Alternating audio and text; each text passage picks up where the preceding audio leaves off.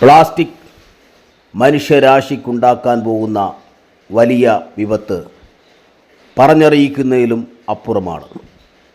ഒന്നാമതായി ഭൂമിയെയും തുടർന്ന് ആകാശത്തെയും തകർക്കാനുള്ള ഒരു വസ്തുവായി പ്ലാസ്റ്റിക് കൂമ്പാരങ്ങൾ നിറഞ്ഞ് കവിയുന്നു.